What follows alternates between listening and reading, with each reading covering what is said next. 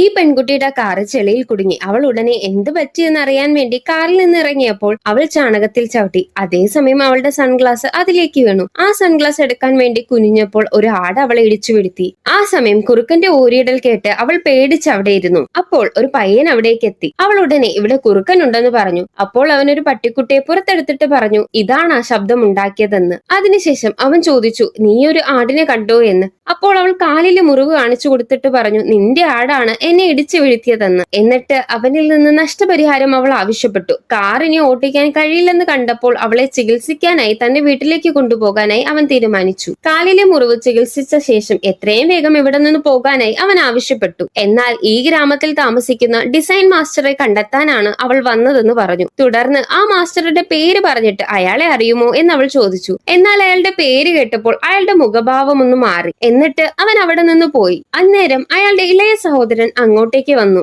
എന്നിട്ട് തന്റെ ആടിനെ അവൾ കണ്ടു എന്ന് ചോദിച്ചു. ആടിനെ കണ്ടെത്താൻ അവന്റെ കൂടെ പോയാൽ ആ ഡിസൈൻ മാസ്റ്റർ എവിടെയാണെന്ന് പറയാമെന്ന് അവൻ പറഞ്ഞു. അത് കേട്ട ഉടനെ അവൾ സമ്മതിച്ചു. പിന്നീട് അവൻ അവളുടെ കാറ് വീട്ടിലേക്ക് കൊണ്ടുവന്നപ്പോൾ അവളെ അവിടെ കണ്ടില്ല. ഉടനെ അവന്റെ മാതാപിതാക്കൾ പറഞ്ഞു അവന്റെ അനിയനെ കാണാനില്ല എന്നും അവളായിരിക്കും ആ കുട്ടിയെ തട്ടിക്കൊണ്ടു പോയതെന്ന് സംശയിച്ചു. അതേസമയം അവൾ ആ കുട്ടിയെ തോളിലേറ്റി നടക്കുമായിരുന്നു. അപ്പോൾ അവൻ കരഞ്ഞുകൊണ്ട് മാപ്പ് ചോദിച്ചു. താൻ വാശി പിടിച്ചില്ലായിരുന്നു എങ്കിൽ ഇങ്ങനെ സംഭവിക്കില്ലായിരുന്നു എന്ന് അവൻ പറഞ്ഞു. അപ്രതീക്ഷിതമായി ആടിന്റെ ശബ്ദം അവർ കേട്ടു. അവനോട് അവിടെ നിൽക്കാൻ പറഞ്ഞിട്ട് അവൾ ആടിന്റെ ശബ്ദം കേട്ട ദിശയിലോട്ട് പോയി. അതേസമയം അവന്റെ കുടുംബം അവനെ കണ്ടെത്തി. അച്ഛൻ അവളാണോ അവനെ തട്ടിക്കൊണ്ടു പോയതെന്ന് ചോദിച്ചു. അപ്പോൾ അവൻ നടന്ന കാര്യം അവരോട് പറഞ്ഞു. അതേസമയം അവൾ ആടിനെ കണ്ടെത്തി. പക്ഷെ അപ്പോൾ അവളുടെ ദിശയിലേക്ക് ചെന്നായ വരുമായിരുന്നു. ആടിനെ കൂട്ടി രക്ഷപ്പെടാൻ അവൾ ശ്രമിച്ചെങ്കിലും കാലിലെ പരിക്ക് കാരണം അവൾക്കത് പറ്റുമായിരുന്നില്ല. ചെന്നായ അടുത്തേക്ക് എത്തുമ്പോൾ എല്ലാം അവസാനിച്ചതായി അവൾ കരുതി. അന്നേരം അവൻ അവളെ കണ്ടെത്തി.